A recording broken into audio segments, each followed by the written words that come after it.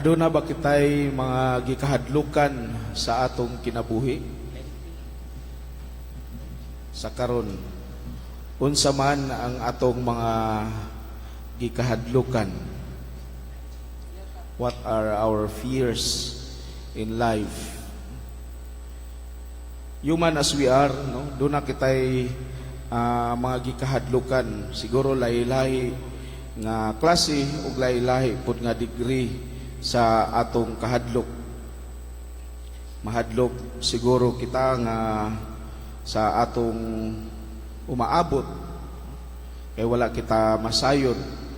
Mahadlok kita nga mapakyas sa atong mga pangandoy. Mahadlok kita nga masakit kanang naningkamot kita nga mahimong himsog, mahimong physically fit. O labaw sa tanan ang gikahadlukan sa tao mao kining kamatayon. Siguro walay usa ka nato dinhi nga moingon nga sa tinud-an ay nga andam na siyang mamatay. Daghan kitag mga gikahadlukan. Panunsa man ang antidote, unsa man ang kining kahadlok manggod usahay maka-paralyze sa atong kinabuhi. Tungod sa atong kahadlok, dili na hinuon kita makahimo sa unsay ang aya natong himuon. Nanunsa man ang antidote ni ining maong kahadlok, unsa man ang tambal ni ining maong kahadlok. Una, we have to name our fears. We have to recognize nga doon na tayo mga butang nga gikahadlukan.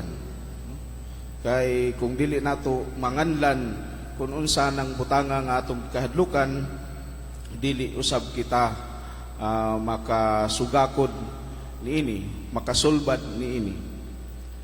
Ug human nato ma-recognize ang atong kahadlok, kinahanglan andam kita sa pag-atubang niini. Ikaduha nga tambal mao ang pagpangandam. No? Gani matud pa nila nga ang kamatayon mao man ni ang atong gikahadlukan pag-ayo. Apan ang kamatayon daw dili angay natong kahadlukan kundi angay natong pangandaman. No? Tungod kay motuo kita or dili kitang tanan or musugot kita or dili kitang tanan mamatay, no? Tungod kay ang atong kinabuhi hinulman lang gikan sa Dios. Unang nga kinahanglan andam kita kanunay, no? Aron matambalan kining atong kahadlok. Gani si Pope Francis in one of his homilies miingon siya nga it is good that once in a while we have to think of our own death, because by doing so, we will realize what matters most in life. Maayo kuno nga matag karon ug unya ato sa hunaon ang atong kaugalingon nga kamatayon. Kaysa atong paghunaon niini atong maamguhan unsa ra di ay ang importante sa kinabuhi. Nga angay natong pangandaman. Dili man ang material nga mga butang nga atong naangkon din sa kalibutan, kundili pangandaman nato ang kamatayon pinaagi sa atong maayo nga relasyon sa Ginoo ug maayo na relasyon sa atong isig ka tawo. Apan ang pinaka nindot nga antidote o tambal sa kahadlok mao ang atong Ginoo.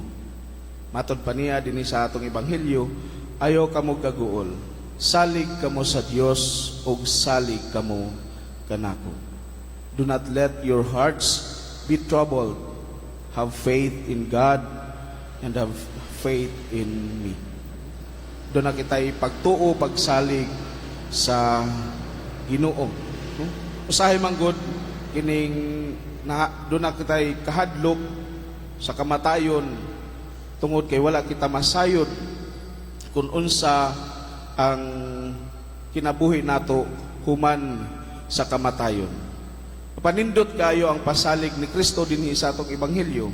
Matod pa niya, sa balay sa akong amahan adunay daghang mga lawag, ug mag-una ako kaninyo aron pag-andam og dapit alang kaninyo.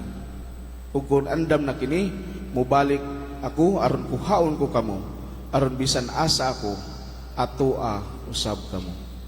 Diba? Grabe kanindot nga pasalig sa atong Ginoo. Kung iyana untana ang atong hunahuna, ngan kinsa man ang mahadlok sa kamatayon. Kamubalik man di ay kita sa tinuod nato nga pulianan. Mubalik kita og makig-uban sa naghimo kanato. Matod pa ni San Agustin, you have created us for yourself, O Lord, and our heart is restless until it rests in you.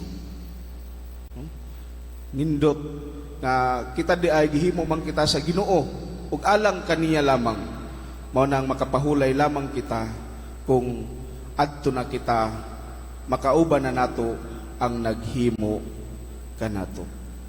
Muna mga igsuon, dili kita angay nga mahadlok, kundili atong pangandaman kanunay kining atong pagpakig-uban sa atong langit nun nga amahan.